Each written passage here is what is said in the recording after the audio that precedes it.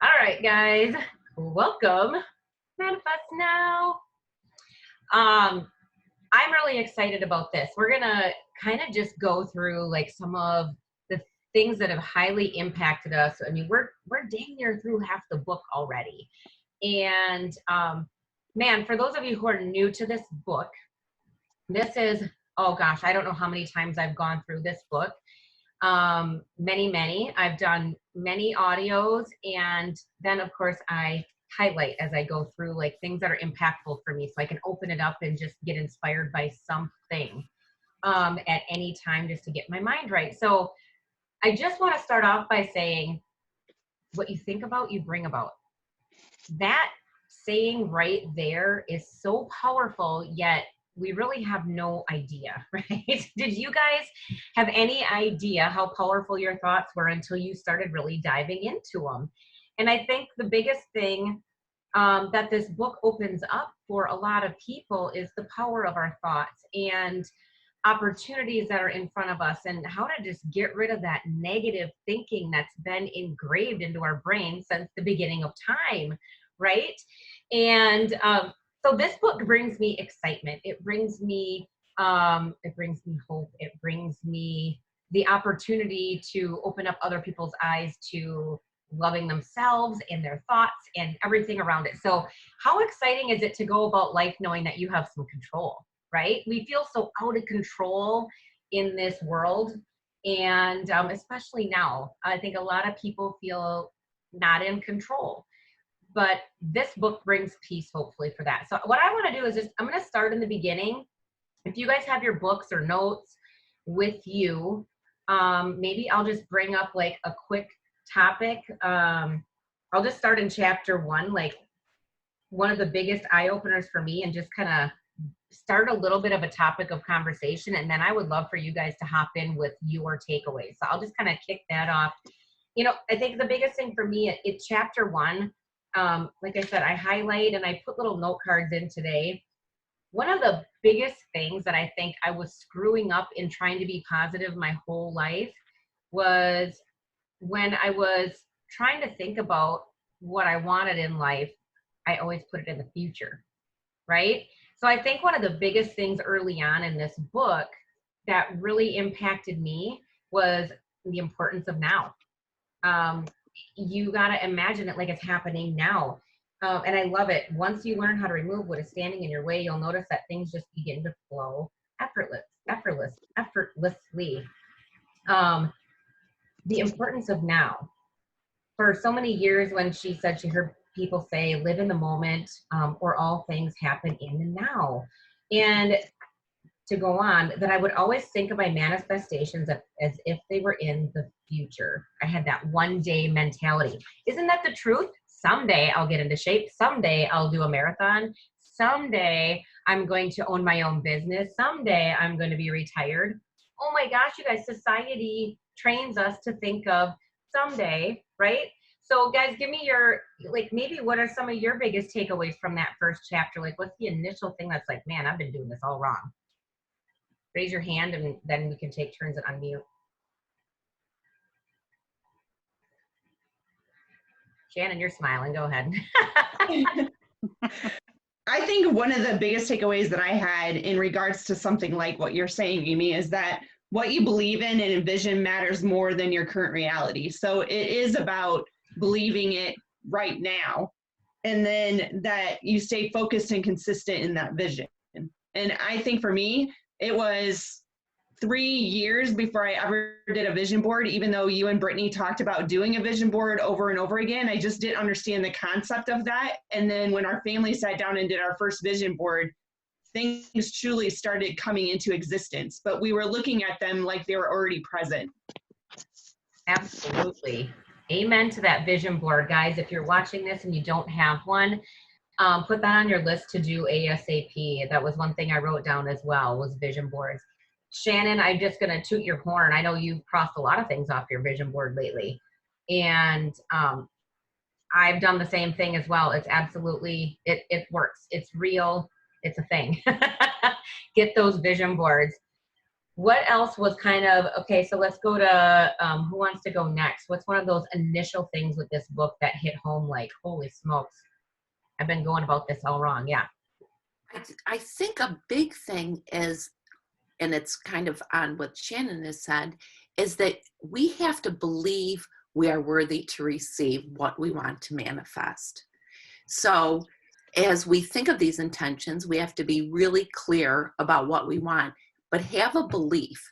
I've said it a lot of times, and I say it to Shannon just about every day. It's on its way, right? Just those words. Okay, it's coming, it's coming, it's coming. We're being present now, but we know it's on its way because we know that, in particular, what we do, we're adding value to people's lives. So our intention is to be clear about our passion about Lavelle and Thrive products, or having a different house, having a new boat, whatever it is, but having that belief, like really picturing me in this new home, in this new boat, that I am worthy enough to commit and have a strong intention. Absolutely. And we're going to get into that. Oh my gosh, that inner love flow chapter. Mm-hmm. Man, we've got to care about ourselves enough to believe that we do deserve it. And that's a huge, huge part of it. And we've got to learn to love ourselves more. And we're going to talk about some different self-love things, absolutely, that we can do to help strengthen that. Jerry or Kelly, who wants to go next? Either one of you? Yeah. I will. Yeah, there's just so much even in this first chapter, but this is the one thing that really kind of stands out to me a lot. It says, it's in the last paragraph actually of the chapter. It says, you'll need to make the commitment to yourself that you will invest your mental, physical, and spiritual energy in understanding yourself and what you're capable of. And then it goes on to say, this is going to require you to be ready to get rid of and shed old energy patterns, limiting beliefs, negative thinking, habits, and take control of your life and figure out all the distractions. And that in itself right there is just like this lifelong process. And I'm either doing it, I'm either working to improve on it, or I'm not, right? And I do that all the time. I take, one step back to take two steps forward, and on and on. But just being in that zone of committed to changing me in order to change the results that I get. It's not all of them that need to change. It's me that needs to change in order for that to happen. Yeah. Yes. Boy, that was a big realization for me too. I'm like, I'm in control of my emotions. Someone else can't trigger my emotions. I'm in control of my emotions. Holy smokes. There's so much gold in this book. Kelly, what's your first takeaway? So for me, it said where everything that you've received in life, you've thought about at some point. Like you thought that into whatever, whether it's going to the grocery store, you have your mental list, your physical list, whatever it is, you see yourself grabbing it off the shelf, putting it in your cart, paying for it. And I mean, when you think about how you do that without even thinking about it, why couldn't you put that to other things in your life? I mean, that was a big kind of eye-opener to me. It's like, yeah, really, that does happen. It just happens. But how does it just happen? Because you think it, that was an eye-opener to me.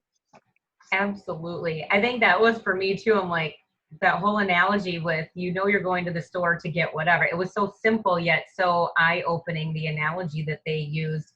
I'm like, why can't we do that in real life? Why do we got to get in our own heads? It's like, you get that great idea in your mind, like, I'm going to take care of myself, I'm going to do this, I'm going to eat right, I'm going to exercise.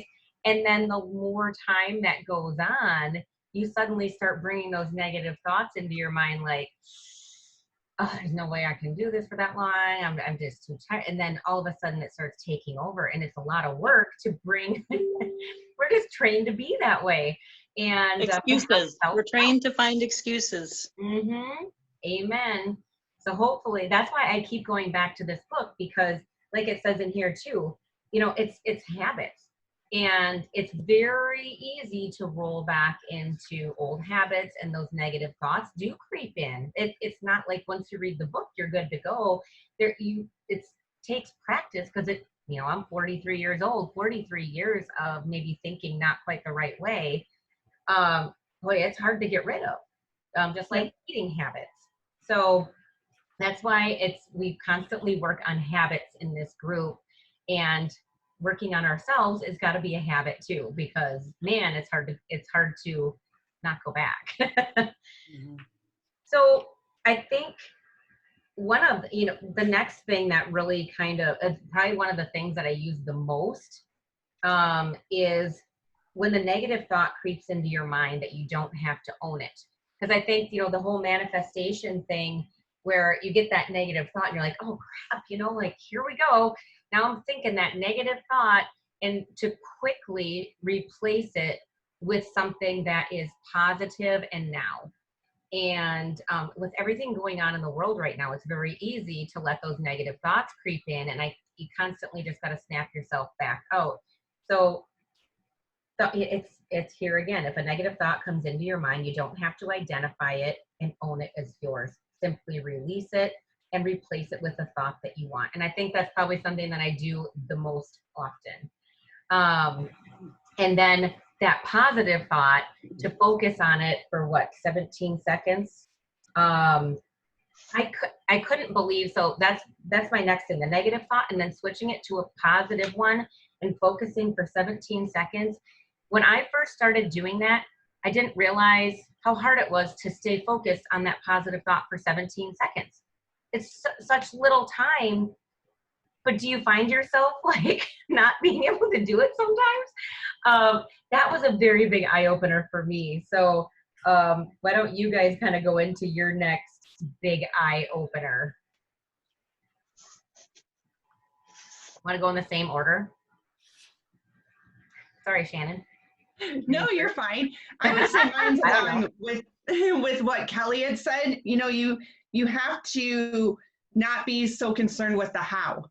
And I think if we go back to, we're able to initiate these things without like really thinking, but oftentimes when we want to try to manifest something, we're always thinking about how is this going to happen? And if you don't really reflect on the how and just know, like Julie said, it's on its way, and not focus so much attention as to how it's going to happen.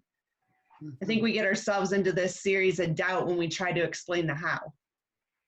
Absolutely. In this hustle and bustle society, I think that we're constantly planning our lives, planning our schedule, planning how things are going to work, how they're going to fit into our day.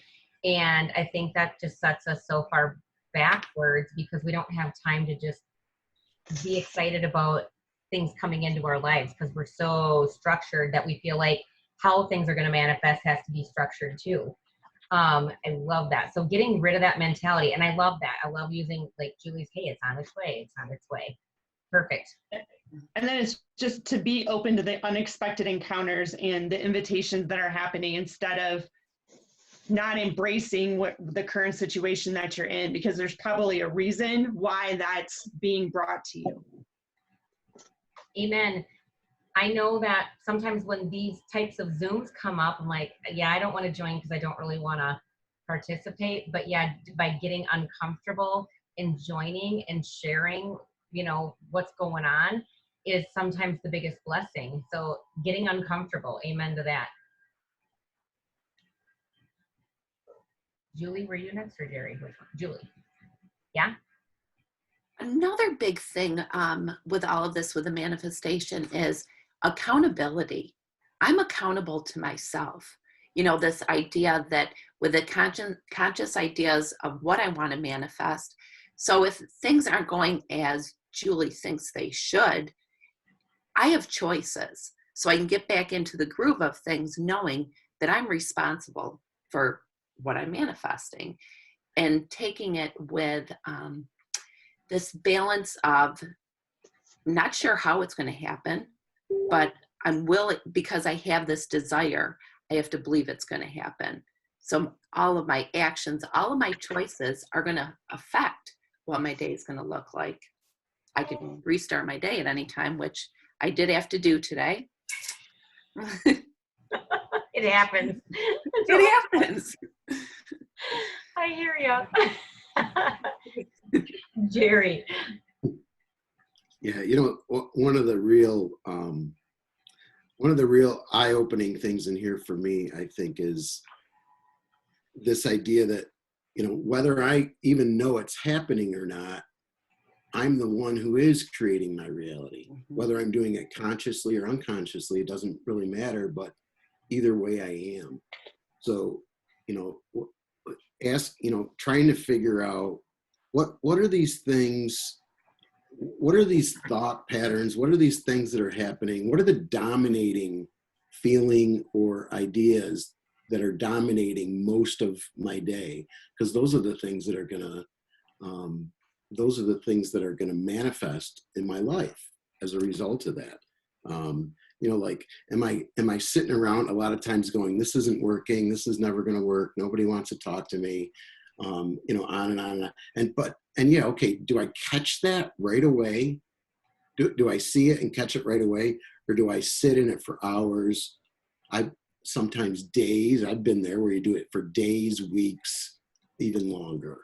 And the same with the big things in life, other things that you've had your entire life, they can be dominating these thoughts. So, this just is such a encouragement to like dig deep within and really reflect on me and my dominating thoughts. So Absolutely. When your day starts going sour and you just want to blame it on the crabby, for me, like, oh, kids are crabby, they didn't sleep good last night, or oh, I didn't get my workout in, it's not my fault because I was busy doing this. And I can blame like, oh, I ate poorly because I didn't get groceries, or when things start spiraling out of control, and it's like, oh no, I got to stop right now and realize what happened to bring it to this, and it just stop and, like Julie said, restart your day, because it happens. And there's some cool things, obviously, that we read later on where it talks about how you can restart your day with that waterfall and all that. So, Kelly. So for me, kind of what Jerry was saying as well, not staying stuck in the past, not worrying about what has happened and worry more about what's going to happen. And one thing that kind of stuck out to me is it says your vision is more important than your reality. So really what your reality is, you've already envisioned at some point. That's where you are, whether it's a positive or a negative. So being stuck in the past and worrying about what you didn't do or should have done or isn't going to help anything at this point. You need to change your whole entire mindset and kind of just envision what you want tomorrow to be. Absolutely. I mean, 110%. And some of the things that they have us doing in here, like when we get into that speed manifestation or the gratitude journaling, I feel like that's probably one of the most impactful. Real quick, I'll just show you. I got these as gifts a while back, the first time I read this, and I have one too. It's really, really slick. It's a daily gratitude journal, and I love how it's for me, when it says daily gratitude, it forces me that this is the book for that, rather than, but a notebook works fine. And I love that it gives me 4 lines in a date. So here's like an empty page. 4 lines in a date. Today I am grateful for, and I have to name 4 things. But we also incorporate that with our family at night when we say prayers at the end of the night. The kids, it was very uncomfortable for them right away. It was hard for my 10-year-old to come up with what she was grateful for, but my 6-year-old, she'll be 7 someday, she'll rattle off everything from the air to the, because she's been doing it since she was younger, and it's easier. But the older you get, it's harder to be like, what am I grateful for today? Well, so that the gratitude journal, I feel like it takes practice as well. To say what we're all grateful for. But I gotta, next I kind of want to bring up this topic of, oops, I just lost my page because I was flipping through. The inner love flow. I think this is where so many people struggle. And, sometimes I feel like in today's society, we're always looking for outward approval, right? We're always looking for validation of, like how our bodies should look, or, the current trends for, whatever, seeking approval from a boss, or just in general. And we're so afraid to just be who in the heck we are. And why is that? Well, this chapter hits the nail on the head. And I think just some of the words in this inner love flow chapter, the more you love who you are, the less you seek validation and approval. And yeah, boy, isn't that the truth? I've always kind of been like the I am who I am kind of a person. And so that I've always had that thick skin. I'm like, you know what? I'd like to be different. I like to be me. But I think in this world, and I don't know, I think so many people feel like they have to seek for approval. Yeah, and in the same one with spouses or partners, that there's just so many things in this one. The thoughts you're having about your relationship are affecting the results you're getting from your partner. You ever thought about that? Like when you're just ticked at your spouse, like, oh my God, he's driving me crazy. Like he's blank, blank, and blank. And then like they suddenly do more of it. And you're like, how don't you get this? You know, but it's because you're thinking about it, right? Like, so trying to train yourself to reverse that sometimes is very hard, because we as people, we always say what we don't want instead of, you know, like, hey, what do you want in a relationship? And we say, well, I don't want someone who's lazy and this and that and the other thing. Well, no, like, let's focus on what you do want. And it's the same thing with our relationship with ourselves. What do you want? So this inner love flow chapter, that was just a couple of things that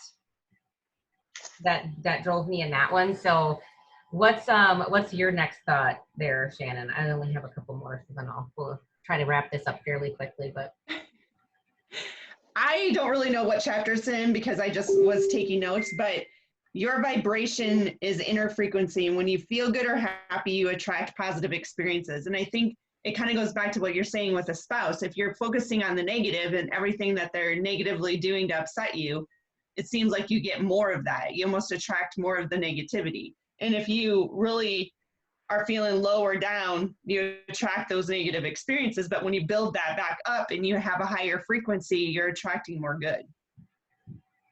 absolutely, the positive Patties attract the positive Patties. The negative Nellies seem like they're always having trouble. They're always surrounded by negative people, right? They flock together. Julie, what's up with you? What's your next? I've shared this with you, Amy and Shannon, the affirmations. So those I do every day. I would say maybe twice a month. I forget. Today was one of them. And I'll tell you what a huge, and it's kind of silly, but as we're going through this, I'm like looking over there. I'm like, I never did that this morning. And I say it out loud. And that's part of it. It's not just saying affirmations to yourself. It's like sending that out to the universe out loud. I love doing these every day. So that's kind of a compilation of a couple of last chapters, but affirmations are huge, and believing it as you say it, visualizing it. Yeah, putting feeling with it. I think that's a big thing too, is how do you feel when you say it? And absolutely. Maybe I'll have you share your list of affirmations that you so kindly shared with us. And anybody who has like some YouTube affirmations that you guys use, I know I listen to some periodically, we can share some links because they're great to fall asleep to or even to wake up to. Jerry. There's it says in here, your mind is the #1 place where your energy can be zapped or lowered. And this can happen through negative thoughts, overthinking, or being pessimistic about what you can accomplish. And, you know, I think you guys remember the last time we went through this book, we kind of did the say nothing negative for 24 hours thing. And we were all kind of like messaging about different, did it again. It's like when you become conscious of it, it's hard to, you're either paying attention to it or you're not. Right? Like nobody can babysit my mind. I'm really the only one that can do it. But the words that I use, it says your words guide your mind and your body toward the experiences you want to have. So being really careful with the words that come out of my mouth, and I'm way far from perfect, but being conscious of that because they have so much power. They really do change my energy. I can, that's why those affirmations work so well. They're words that create positive energy. But if the rest of the day I'm like, I'm complaining about this, or I'm looking at this negatively, or I have doubt and worry about all this stuff, I almost negate it or probably like wash it, any good work I did in the morning. So it's definitely a day-long commitment. Amen to that. Practice makes perfect. And that's why retraining it to become a habit, just like what we're doing in the group. Absolutely. Kelly. So for me, you know, my entire life I've been a people pleaser. I always want to do whatever's going to make everybody else happy, keep the peace, regardless to how it's going to make me feel or what I want. So for me, that was kind of a big thing in here, and it talks about, you know, not being afraid to let go of whatever it is, whatever, you know, if it's a toxic person or relationship or whatever, that you know, you have to do things for you. You can't live your life pleasing everybody else and then, you know, you just doing whatever and hanging out and being happy for that person because they're happy. Like, I have to do things for me to make me happy. Yeah, That's what I got out of it. absolutely. And it's just like the whole airplane thing. You got to put on your face mask before you can help someone else, Yep. because otherwise you're not going to be there to help them. Hopefully you don't hear all that pounding here. My husband's putting in flooring. All of a sudden it's banging. Sorry. So I think one of the last things, which is pretty much like the last chapter before, or no, one of the last chapters. There's two chapters, like 11 and 12 that I was just kind of looking at. The 7-day speed manifestation. I love that. And you know, here's the cool thing with this group, you guys. This is a health and wellness group, but this stuff can apply to every aspect of life. It can be life, it can be love, it can be business, it can be where do you see you and your family in the future, freedom, time, you know, health and, you know, wellness goals, workouts. You want to run a marathon? There's so many avenues. But that's just being healthy overall as a person. That's loving yourself, right? We're fueling our minds right now.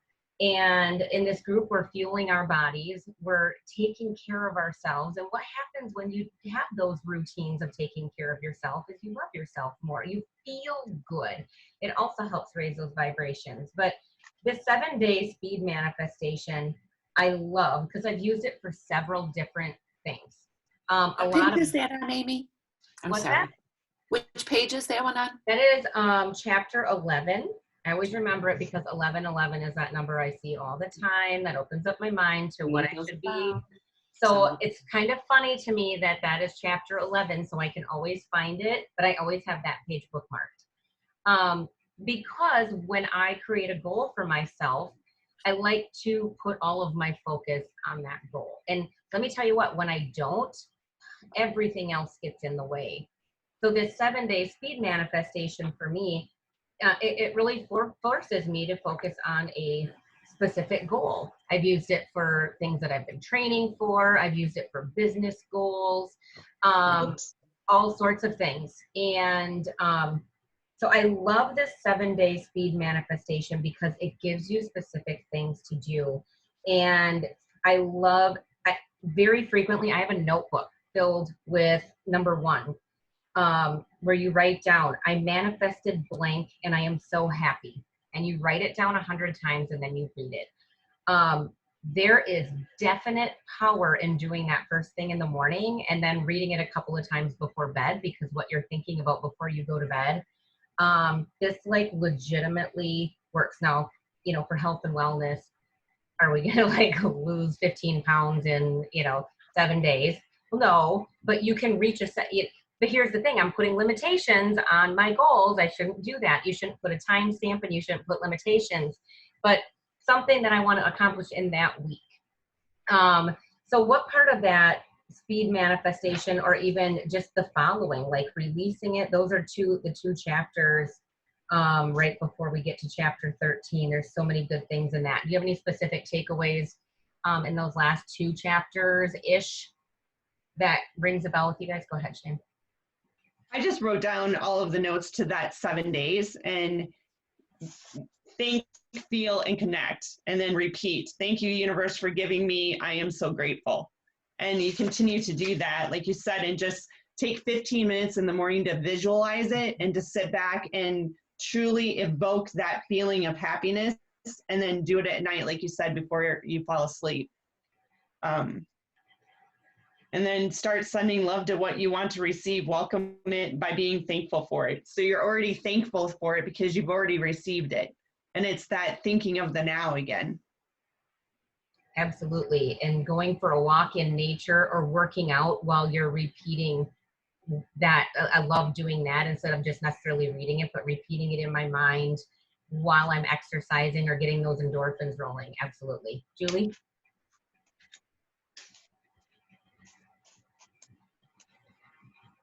Oh, you're muted. Whoops. Before we can allow new stuff in, we have to get rid of old, just like Kelly was talking about. So that means not just material things, people that are maybe toxic, but also our thoughts and our beliefs that no longer will allow this manifestation to come through. So as I'm doing affirmations, there has definitely been times when I said, I am so grateful and happy that I've attracted $20,000 a month. And then my thought is, how the freak am I going to do that? Like, and I'm being really honest, right? So then I have to stop and like change my thought. That belief system no longer exists if I want to be able to manifest $20,000 a month income. So then it's really paying attention to my thoughts and taking my time. I tend to be a get her done kind of girl. Take it off my list, take it out. And for this, I have to really be present and really focus, like those 17 seconds of thinking good thoughts, really visualizing, not making it a to-do for today, making it part of who I am in my experience. Absolutely. Boy, is that the truth. We've all are in that same boat. Go ahead, Jerry. Yeah, there's a section in here, and I think it's in chapter 10, where it talks about just learning how to keep your frequency high, just keeping a high frequency, and which is, staying centered and calm with really tough situations or challenging situations, especially when you get full of like doubt and worry. And, sometimes that involves me, just as it says in here, step back and away from everything and read your manifestation journal. You have visions to manifest. You don't have time to entertain negativity or doubt. So I think anything we can implement that is an action we can take when we recognize where we're in a place we don't want to be, when we recognize that, even if it's just some silly action like I'm going to walk outside and walk back in the house. I'm going to do something just to help remind myself. I've been told forever I should always like stop and breathe. And for some people that's like automatic and they remember that. I never remember that. I never remember that until I read it or somebody says it or something, right? But I've got to take some kind of action. I love it. Having something that works for you to just boom, change the direction of everything. So sometimes that's what it takes. And like in this book where they talk about the waterfall, just imagining that you're underneath a waterfall and let it all just wash away. To me, that visual is very powerful when you start getting absorbed by other people's negativity. I'm kind of an absorber. So even though I'm like positive Patty all the time, I feel other people's negative emotions very strongly sometimes, and I can feel it, and I just gotta wash it away and bring Patty back. Absolutely. Kelly? So for me, one thing that I've kind of started doing is, well, every morning I read this book. That's how I start my day. I wake up, you do kind of your gratitude, and then I read this book, and it's almost like clearing your mind for the day.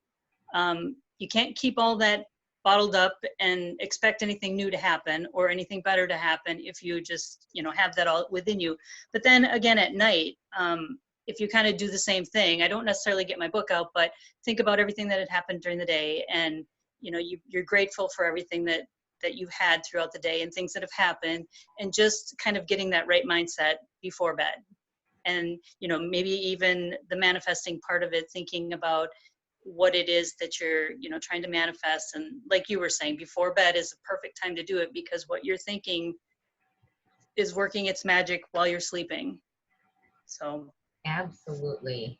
So much good content here. And we covered so many of my favorite things. And this is why you can literally keep going back and forth through this book. And we're about to get into some pretty exciting stuff in the upcoming chapters. Just even more little things that you can do.